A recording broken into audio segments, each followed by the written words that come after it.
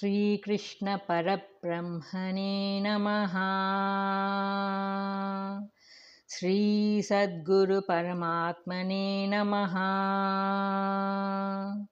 సర్వమహర్షిభ్యో నమః. ఇక కర్మయోగము యొక్క ఆవశ్యకతను భగవానుడు పెక్కురీతులా తెలియచేయుచు ప్రప్రథమముగా కర్మత్యాగము భౌతికముగా అసాధ్యమని తెలుపుచున్నారు.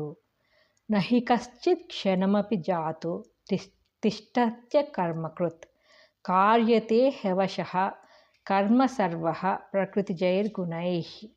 ఎవడును ఒక్క క్షణకాలమైనను కర్మ చేయక ఉండనేరడు.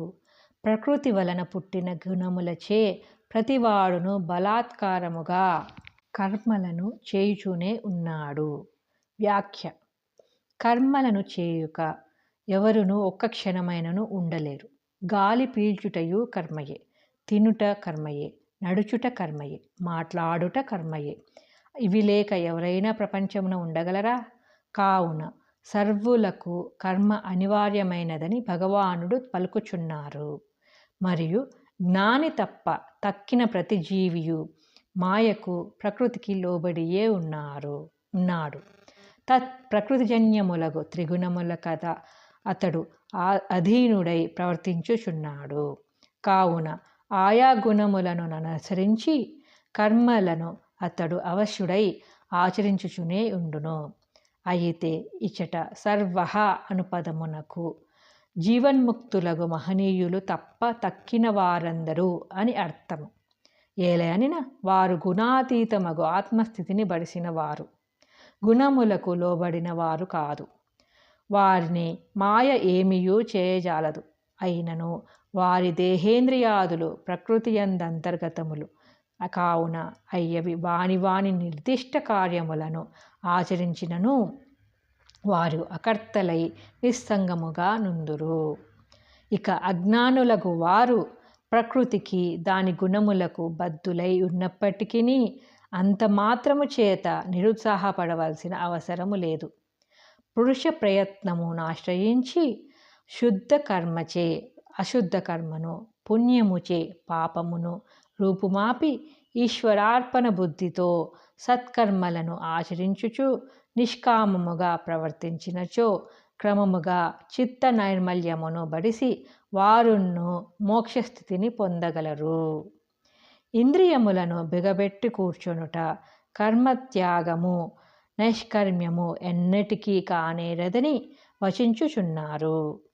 కర్మేంద్రియాణి సంయమ్య య ఆస్తే మనసా స్మరన్ ఇంద్రియార్థాన్ విమూఢాత్మా నిత్యాచారస్స ఉచ్యతే.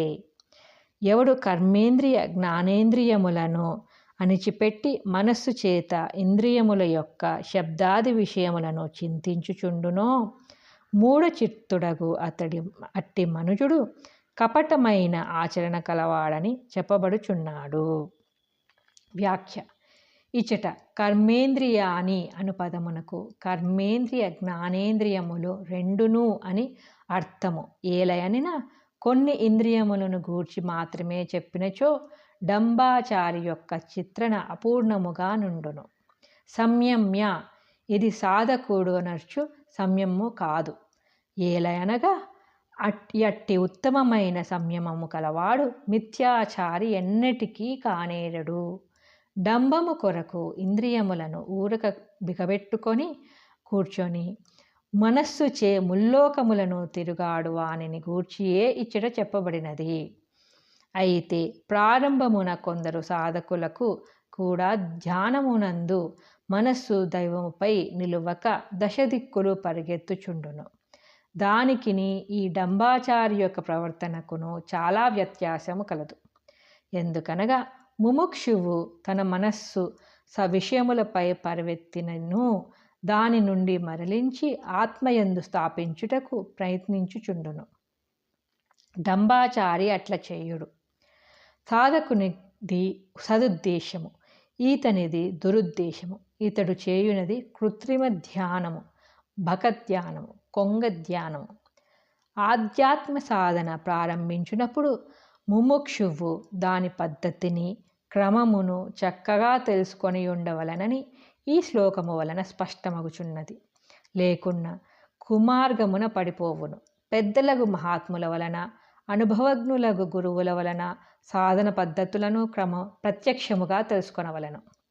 ఇంద్రియ నిగ్రహము ఆవశ్యకమైనది అను సూత్రమును మాత్రము గ్రహించి దాని లోతుపాతులను తెలియనిచో ఇంద్రియములను అణిచిపెట్టి లోన మనస్సుతో లోక వ్యవహారమంతయు విషయభోగమంతయు గావించుచుండుట సంభవించును. కాబట్టి ఇట్టి ప్రమాదమును ఊహించియే గురువగు శ్రీకృష్ణ పరమాత్మ అట్టి వారిని చక్కదిద్దుటకై గీతాశాస్త్రమున ఈ విధములైన హెచ్చరికలు పెక్కింటిని అప్పుడప్పుడు గావించుచూ పోవుదురు. లోకమున యోగుల వలె నటించు అజ్ఞానులు కొందరుండవచ్చును. ప్రపంచమున వంచుటకు కొరకు ఇంద్రియములను అణిచిపెట్టి వారొక చోట కూర్చున్నను మనస్సు వాసనామయమై ఉండుటచే అది త్రిలోకములందు సంచరించుచుండును. ఇటు ప్రపంచ సుఖముకును అటు దైవ సుఖమునకును రెండిటికిని వారు చెడిన వారగుదురు. కనుకనే భగవానుడు అట్టివారికి మూఢులను పదము చాలదని ఎంచి విమూఢులు అని పేరు పెట్టిరి. ఇంద్రియములకు స్వతహా విషయములను అనుభవించు శక్తి కానీ తెలుసుకొను శక్తి కానీ లేదు. మనస్సు వానితో చేరినప్పుడే ఆయా శక్తులు ఏర్పడును. కావున మనస్సుతో సహా ఇంద్రియములను నిగ్రహించుట వలన ప్రయోజనము కలదు. కానీ కేవలము ఇంద్రియములను బిగబెట్టుట వలన ప్రయోజనము ఉండదు. అట్లు బిగబెట్టినచో అది మిథ్యాచారము కాగలదు. విఘ్నులకు వారు అట్టి ప్రవర్తనను వినడాడవలను. ఇంద్రియములతో పాటు మనస్సును కూడా అదుపులో నుంచుకొనవలను. అట్లు మనస్సును అదుపులో నుంచుకొనినచో అత్తడి ఒకవేళ ఇంద్రియములు దేహయాత్రావసరములైన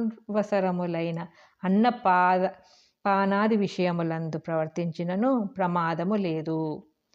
ఈ విషయమును గీతాచార్యులే రాబోవు శ్లోకమునే తెలియజేయగలరు.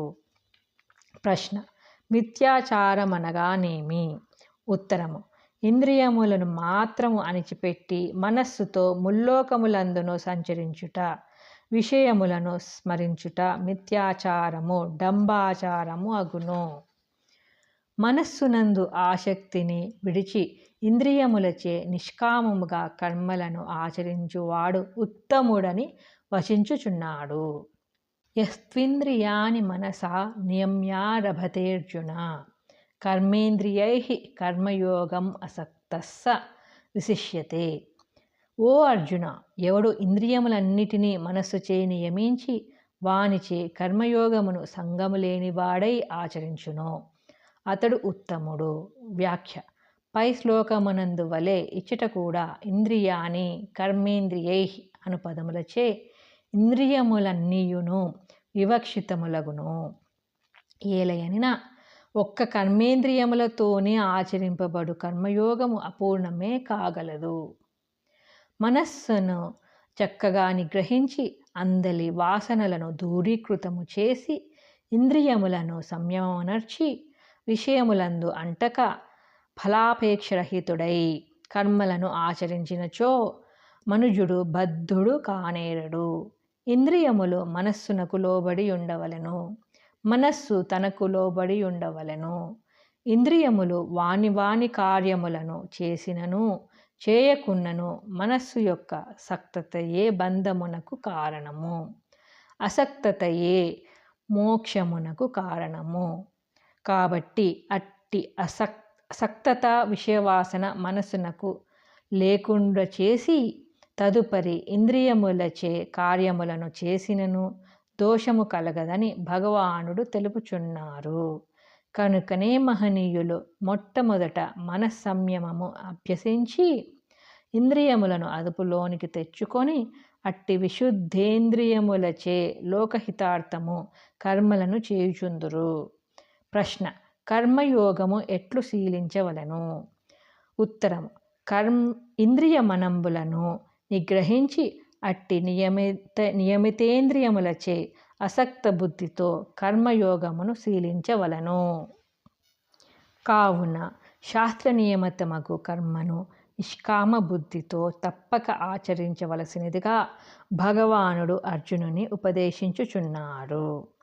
నియతం కురు కర్మత్వం కర్మజ్యాయో హ్యకర్మణః శరీరయాత్రాపి చ తేన ప్రసిద్ధ్యేద కర్మణః. ఓ అర్జున, నీవు శాస్త్రములచే నియమితమైన కర్మను చేయుము. కర్మ చేయకుండుట కంటే చేయుటయే శ్రేష్టము. మరియు కర్మ చేయకపోవుట చేత నీకు దేహయాత్ర కూడా సిద్ధింపనేరదు. వ్యాఖ్య: నేనేమి చేయవలెనో అసందిగ్ధముగా చెప్పుము కృష్ణా అని ఈ అధ్యాయ ప్రారంభములో అర్జునుడు అడిగిన ప్రశ్నకు శ్రీకృష్ణమూర్తి నియతం కురు కర్మ, నీవు కర్మను త్యజింపక శాస్త్ర నియమితమగు కర్మను చేయుము అని ఇచ్చట స్పష్టముగా ఆదేశించిరి. నియత కర్మచే చిత్తము శుద్ధమై ఆత్మజ్ఞానోదయము కాగలదు. కర్మమును త్యజించి కూర్చునుట వలన ఏమియూ సిద్ధింపదు. దానికంటే కర్మ చేయుటయే మేలు. అదియు సత్కర్మ దైవార్పిత కర్మ అయినచో ఇంకనూ శ్రేష్టము అని భగవానుడు నిలుపుచున్నారు. మరి ఒక దృష్టితో చూచిన కర్మ చేయనిచో అసలు శరీరము నిల్చుటయే కష్టమనియు దేహయాత్రయే అత్తరి కొనసాగదనియు వచించి ఆ విధముగా కర్మాచరణను ప్రోత్సహించుచున్నారు. ప్రశ్న: కర్మ చేయుట మేలా, చేయకుండుట మేలా? ఉత్తరము: చేయుటయే మేలు. ప్రశ్న: ఎట్టి కర్మ చేయవలను? ఉత్తరము: శాస్త్ర నియమితమగు కర్మ చేయవలను. ప్రశ్న: కర్మ చేయనిచో కలుగు హాని ఏమి? ఉత్తరము: అత్తరి చిత్తశుద్ధి కలగదు. చిత్తశుద్ధి లేనిచో జ్ఞానము అంకురింపదు. జ్ఞానము లేనిచో మోక్షము సిద్ధింపదు. కర్మ చేయనిచో దేహయాత్ర కూడా కొనసాగదు.